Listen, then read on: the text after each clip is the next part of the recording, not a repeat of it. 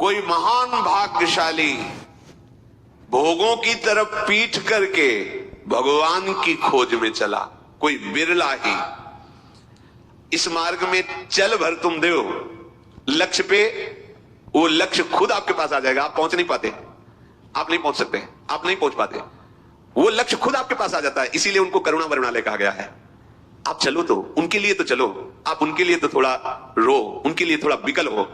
पर फिर प्रश्न आ जाता है मैंने उनको देखा तो नहीं है, तो जब देखा नहीं, बात नहीं की है, तो फिर रोना कैसे आवे। इसीलिए कहते हैं नाम जप करो। अगर नाम जप है तो आप देख भी लोगे, बातचीत भी कर लोगे, मिल भी लोगे। तीनों बातें भगवान कपिल देव जी ने कहा है। वो मेरी मुख माधुरी का दर्शन करते हैं, मेरे से वार्तालाप करते हैं और मेरे साथ क्रीड़ा करते हैं, खेलते हैं। पर नाम जप, अगर नाम नहीं है तो रूप की पहचान नहीं हो सकती।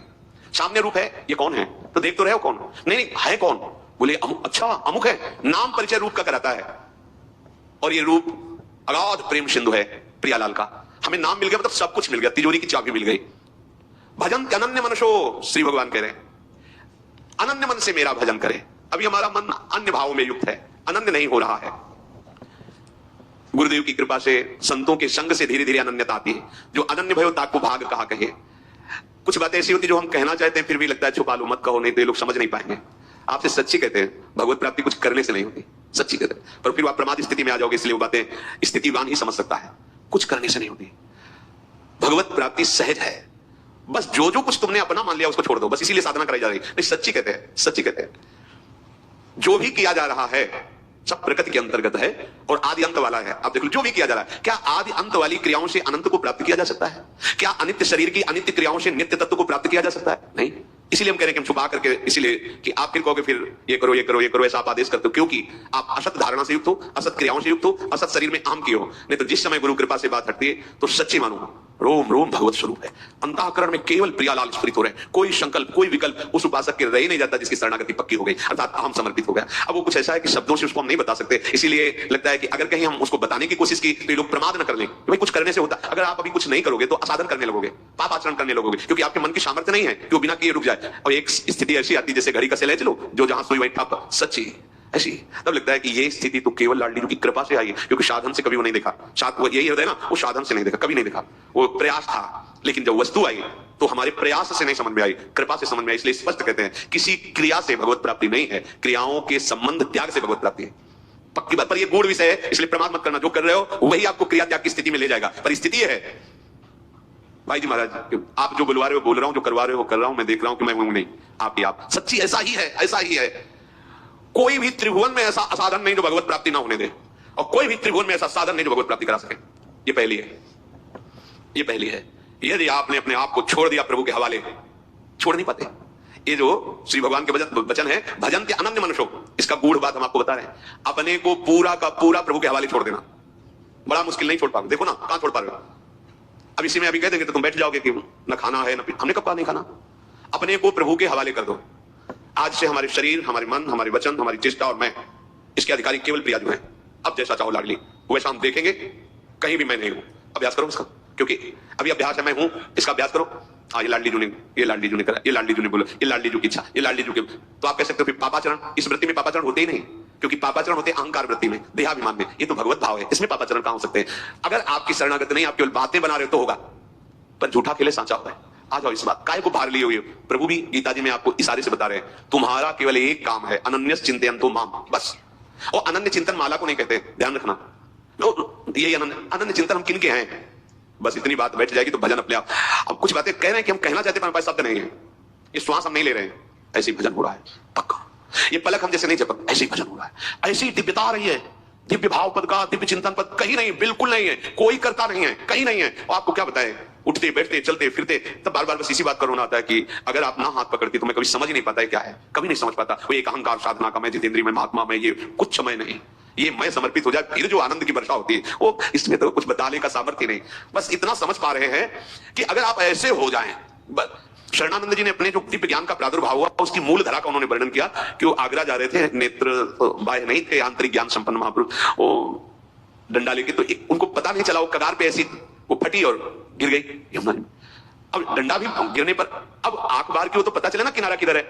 अब कुछ पता नहीं चले किधर हाथ पैर मारे, आंखों तो ये किनारा इधर की तरफ। तब उनके मन में आया कि अब तो श्री भगवान ही केवल अच्छा कर सकते हैं। हे भगवान, मैं आपकी शरण हृदय से उसी समय न जाने कैसे हाथ में लाठी पड़ गई, किनारा मिल गया, अपना नाम रखा शरणानंद। और दिव्य ज्ञान संपन्न महापुरुष पूज्य श्री स्वामी राम सुखदास जी उनकी बातें कहकर बहुत सपोर्ट करते थे कि वाह क्या दिव्य ज्ञान। ये दिव्य ज्ञान पढ़ने से नहीं आया, ये दिव्य स्थिति पढ़ने लिखने से करने से नहीं आई। छोड़ दिया, लाठी का सहारा भी छोड़ दिया, हाथ पैर मारना भी छोड़ दिया। अब जो हो, अब हमें दिखाई नहीं दे रहा किधर हाथ पैर मारे, किधर जाएं। हम हाथ पैर मारे तो और बीच की तरफ जा रहे हैं, हमें क्या पता, कोई दूसरा वहां है नहीं, आंख है नहीं, अब किसका सहारा, मतलब हाथ पैर किधर माने, कौन सी दिशा में जाएं। तो जो सर्वज्ञ है उसी की शरण आप देख लो, हो सकता है हमारे हाथ पैर और गहराई की तरफ ले जा रहे हो, आप देखना किनारा मिल गया। बिल्कुल आपको भव समुद्र से तरने का एकमात्र उपाय, लाठी का भी सहारा छोड़ दो, ऐसे हो जाओ। पर ये ऐसे होना लगता कैसे हो, फिर शुरू करते चलो नाम ऐसा करो ऐसा। नाम जब भोरी सखी जी कुछ इशारे से वर्णन कर रही, कह रही नाम श्वास दो बिलक चलत है, इनको भेद न मोको भावे, श्वासा ही नाम, नाम ही श्वासा, नाम श्वास को भेद मिटाए। ये बात यहां आती है, रोम रोम और रग रग बोले तब कछु स्वाद नाम। आपसे सच्ची कहते हैं कि श्री जी के सहारे हो जाओ, क्योंकि ऐसा अन्न नहीं है इस समय, ऐसा संयोग नहीं है, ऐसा वायुमंडल नहीं है कि हम प्रियालाल की अनन्यता धारण करके भजन में डूब जाएं। एक उपाय है, किसी अन्य की, किसी संघ की, किसी भी प्रभाव की ताकत नहीं कि प्रियाजू की कृपा दृष्टि से हमें दूर ले जाए। ये हम आपको बता रहे हैं। अगर आप इन सब बाह्य बातों को गौर करके मुख्य बात हमारी महारानी जू का आश्रय ले लो। लालजू का इसलिए नहीं कहते कि लालजू की कृपा से ही तुम यहां तक आए हो, और लालजू की कृपा तुम्हें प्रियाजू के चरणों की शरणागति देने का मार्ग दिया है। रसगन मोहन मूर्तिम विचित्र के लिए महोत्सव लसितम, राधा चरण विलोडित रुचिर सिकंडम हरिम बंदे। जैसे मां कोई भी कार्य कर रही हो, एक दृष्टि उसकी अपने बच्चे पे रहती है, ऐसे अनंत माताओं का जो प्यार है वो हमारे श्री कृष्ण के वात्सल्य समुद्र के एक अंश से है। और ऐसे श्री कृष्ण जिनके प्रेम में बिक चुके हैं वो हमारी लाडली जू। हम तुम्हें कैसे बताएं कि लाडली जू कितना प्यार करते हैं, हम सबको प्यार करते हैं। आप देखो पीछे से जीवन को देखो और यहां तक देखो जहां बैठे हो, आप क्या किए हो जो यहां तक आ चुके हो, क्या किए हो, केवल कृपा दिखाई दे रही। आगे भी ऐसे ही बस चले जाओ, डूब जाओगे, हाथ पैर मारोगे तो डूबोगे नहीं, ऐसे चला था राधा।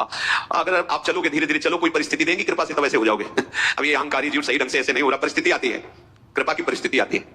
कई बार हमने कहा है कि बलिहारी है इस किडनी रोग की जिसने शरणागत कर दिया। शरणागत तो बचपन ही से थे, पर वो शरणागति कहने मात्र की थी, साधन में निष्ठा थी, वो बात नहीं थी। जब ये रिपोर्ट आई कि किडनी फेल, ये क्या होता है किडनी, ये शरीर का वो अंग होता है जिससे मर जाता है, तो कितने दिनों मर जाएंगे, हमें तो ज्ञान ही नहीं था। अब त्यारा से गंगा की तो हमको पता थोड़ी था अंग कौन होता है क्या, ये हमें नहीं पता था। कभी भी मर सकते हो, ये बढ़िया बात उनके मुख से निकली। ये बात हमारे लिए गुरु मंत्र का काम किया, डॉक्टर कभी भी मर सकते हो, शास्त्र भी कहता कभी भी मर सकते हो।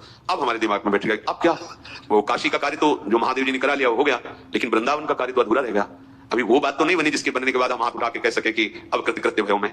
बस वो जो आर्त भाव हृदय का आया, कोई पानी देने वाला नहीं, कोई सहयोगी नहीं, कोई भोजन व्यवस्था नहीं, वास का ठिकाना नहीं, रोग का भयंकर रूप कोई नहीं। अब साधन का भी अहंकार गया कि अब हम पद्मासन लगा के बैठ सके, कई घंटे मंत्र जप सके। अब तो बस जो अंदर से एक अव्यवस्थित भाव आया, व्यवस्थित नहीं अव्यवस्थित, और लगा अब तो केवल कृपा ही हमारा निस्तार कर सकती है। अचल बिहार में थे, वो जो रोना एकांत में शुरू हुआ आर्त भाव से, प्रभु बचपन से आपके चरणों में निकले, अब यहां जो लाए अभी तो पढ़ाई ही शुरू हुई, अभी तो समझ ही नहीं पा रहे हम। वो जो शरणागति हुई, बस तो हम कहते हैं कि अगर आप शरणागति को भाव रखोगे तो प्रियाजू व्यवस्था कर देंगे। शरणागति की व्यवस्था है। असमर्थता असरण हुए बिना शरणागति नहीं होती। असमर्थता असरण यही करते हैं। वैसे हैं हम सब असमर्थ, लेकिन अहंकार के कारण लगता है हम किस बात के असमर्थ है। श्री भगवान कह रहे हैं कि जो अनन्य भाव से मेरा भजन मेरे लिए, खास बात समझो, प्रभु का भजन भोगों के लिए तो प्रभु हो गए, साधनों साध्य हो गए भोग। प्रभु का भजन रुपए के लिए, प्रतिष्ठा के लिए, ये बात नहीं बनेगी। आप समझो, प्रभु का भजन भोगों के लिए, प्रभु का भजन प्रतिष्ठा के लिए, प्रभु का भजन रुपए पैसे के लिए। प्रभु के जन हो, मान गए, भगत हो, भगवान ने भी कहा है कि अर्थार्थी अर्थ जिज्ञासु ज्ञानी।